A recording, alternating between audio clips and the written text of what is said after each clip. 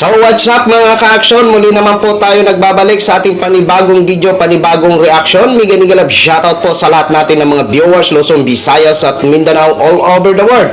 At kung hindi ka pa nakapag-subscribe sa ating YouTube channel dito sa The Action Man, makihit na po ng ating notification bell para ma-update po kayo sa ating mga panibagong video at panibagong mga live stream.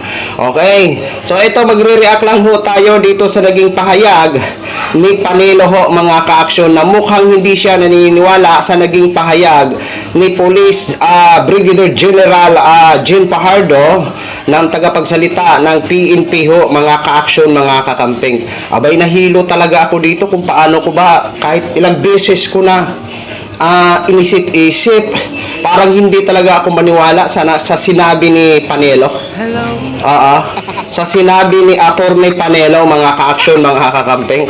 Ito ho mga ka-action, regarding po ito sa pagtitipon-tipon ng ating mga kababayan na taga-suporta ni dating Pangulong Duterte. Ito ho mga ka-action, panoorin po muna natin at pakinggan.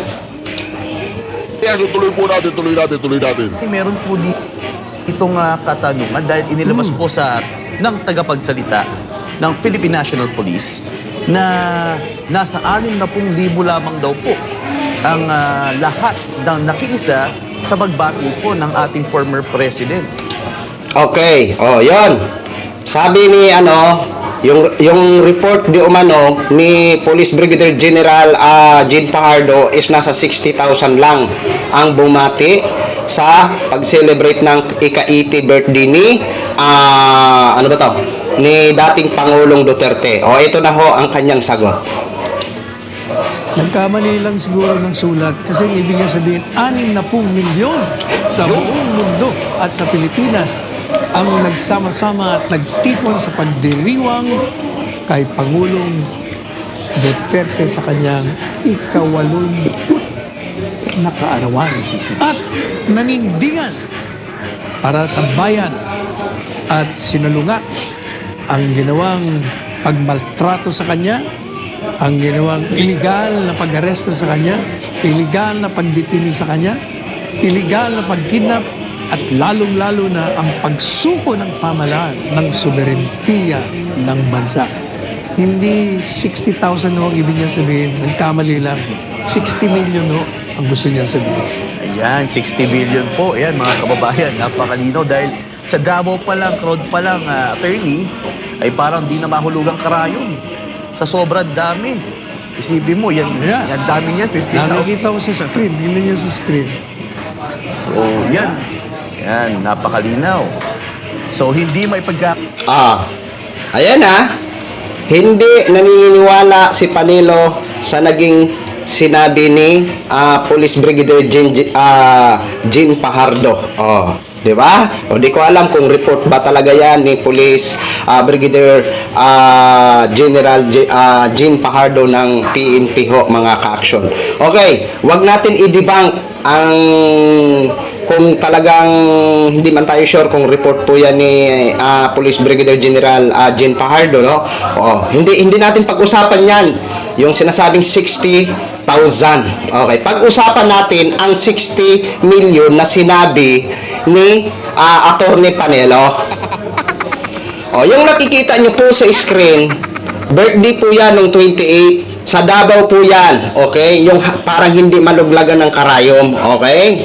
So sa crowd na yan mga ka-action, in my own at sa inyo man pag-estimate,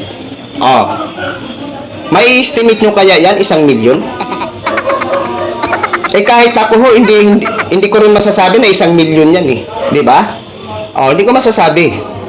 Hindi, estimate ko lang to in my own. Yung crowd dyan sa Davao, hindi po umabot yan ng milyon, in my own opinion. Sa totoo lang. May nagpakita sa iba't ibang lugar ng Mindanao na mga supporters, ang nakita din natin ang crowd, di ba? Maging sa may sa basta kay nationwide during birthday, may nagpapakita ng pagbati kay dating Pangulong Duterte at ang ating mga OFW sa ibang bansa. Ang iba nga nakulong doon sa Qatar. Okay?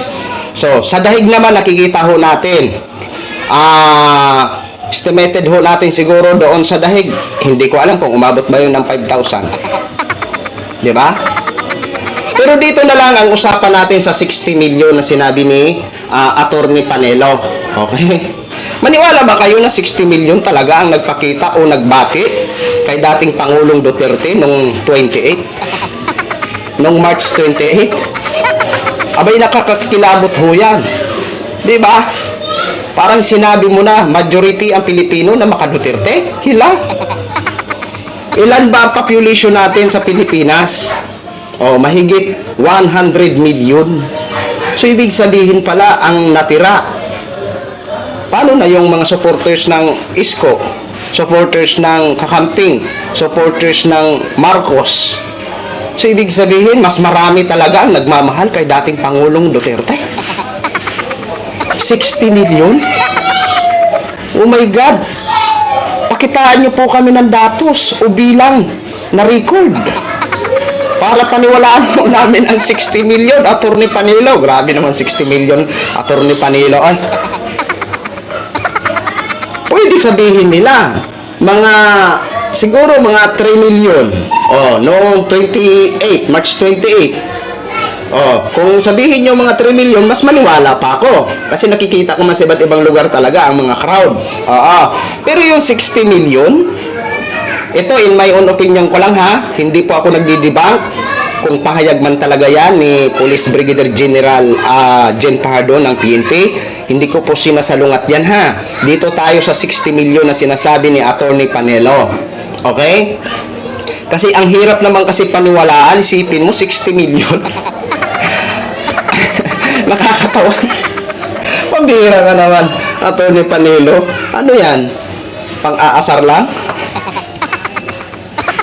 Kahit nga siguro, mga taga-suporta nyo, kung marunong mag-calculate, mahirap din paniwalaan yung sinasabi mo, 60 million. Tama, mali. Diba? Grabe naman kung mag-estimate ito si Attorney Panelo. Saan mo kinuha yan? 60 million? Kahit nga dyan sa Davao, estimated ko lang, in my own opinion, hindi umabot ng milyon yan. Yung Davao lang ha, yung Davao. Pero yung sabihin ni Attorney Panelo, 60 million worldwide. Mahirap pa rin paniwalaan, sa totoo lang, mahirap paniwalaan. Pero kung yun ang pananaw niya, feeling niya, sa sarili niya, okay. Nasa sa inyo po yan kung paniwalaan nyo ng mga taga-suporta. Diba? Pero sa akin, in my own opinion, mahirap talaga paniwalaan, 60 million. Grabe naman. Diba? Mahirap paniwalaan kahit siguro sino ang mag-calculate noong 28, ang nakikita natin na grabe ang crowd, ang Davao at ibang parte sa Mindanao, may mga crowd. At sa dito man maging sa NCR, may mga nagtitipon-tipon din dito sa Minjola. 'Di ba? Tapos sa iba-ibang lugar ng Pilipinas. May nagpakita din ng pagbati kay dating Pangulong Duterte. Tapos mga OFW natin sa ibang bansa. 'Di ba? Pagpasensyahan niyo na mga bata, maingay ha. Pero diyan sa 60 million, mahirap talaga paniwalaan 'yan. Diba? Mahirap talaga paniwalaan. Kayo na, ano bang masasabi nyo dito sa naging pahayag ni Attorney Panelo na 60 million daw ang bumati. Okay, kayo na po ang bahala maghusga dyan. Basta ako, mahirap talaga paniwalaan ng 60 million. Sa totoo lang, in my own opinion. Okay? So, maraming salamat po sa ating mga viewers, Luzon, Visayas at Mindanao all over the world. Ako po ang inyong lingkod, si The Action Man. Good evening, everyone. Beautiful.